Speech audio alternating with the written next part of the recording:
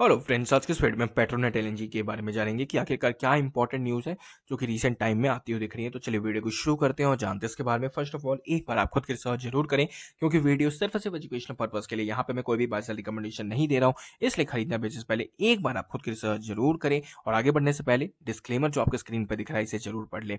Video को pause करके और तभी आगे बढ़े। अब हम बात करते हैं पेट्रोनेट एलएनजी की। तो Petronet LNG over last stock जो अंडर परफॉर्म कर रहा है काफी दिनों से, यहाँ पे टेक्निकल वाइज अंडर परफॉर्मेंस है, प्राइस वाइज अंडर परफॉर्मेंस है, परफॉर्मेंस वाइज अगर आप चेकआउट करोगे बिल्कुल भी कंपनी अंडर परफॉर्म नहीं कर रही है। ये चीज आप लोग को जरूर ध्यान में रखना चाहिए। अब यहाँ पे अगर आप देखोगे तो यहाँ पे आप देख सकते हो Petronet LNG sign pact to set up LNG terminal in east coast of India. तो ये लिक्विफाइड नेचुरल गैस, जैसे एलएनजी का फुल फॉर्म होता है, तो ये इनका टर्मिनल सेटअप करेंगे ईस्ट कोस्ट ऑफ इंडिया। अगर फर्दर आप न्यूज को डिटेल में जाओगे तो ये कहाँ पे सेटअप हो रहा है, ये गोपालपुर पोर्ट्स में होगा, ठीक है।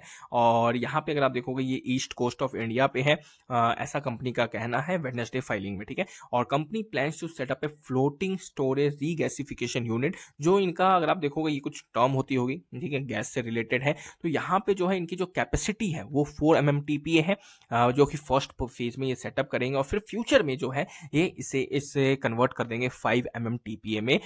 Land based terminal at Gopalpur port in Odisha में सेटअप हो रहा है गोपालपुर पोर्ट में।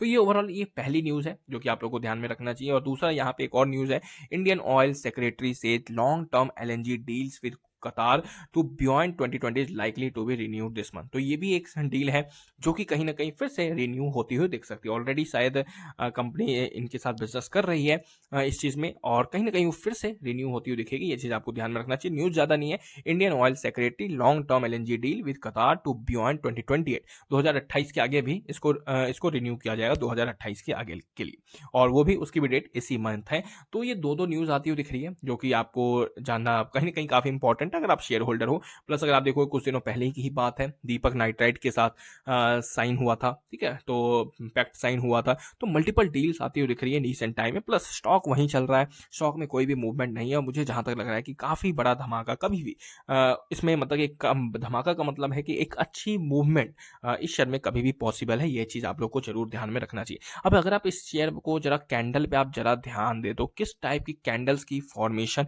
यहाँ पे होती हुई दिख रही है, मल्टीपल डोजीज बनते हुए दिख रहे हैं। ये अपने आप में कहीं ना कहीं काफी इंपॉर्टेंट है।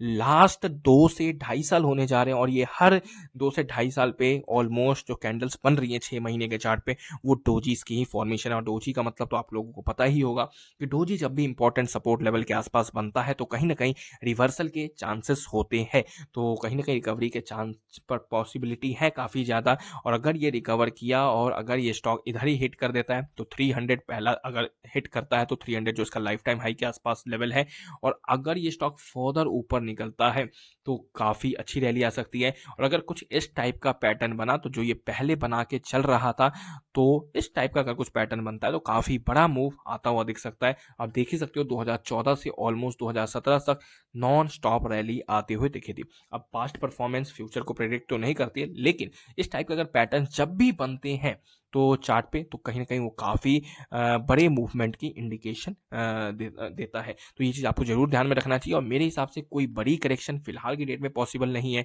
टेक्निकल वाइज जो अगर आप देखोगे, क्योंकि प्राइस टू अर्निंग रेशियो भी काफ़ी सस्ता हो चुका है, 8-9 के पी पे मिल रहा है।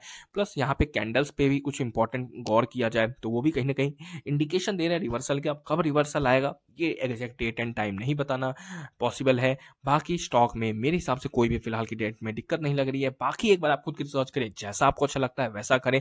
ये कोई भी बाय सेल रिकमेंडेशन नहीं है, ये भी जरूर ध्यान में रखें। Thank you for watching this video.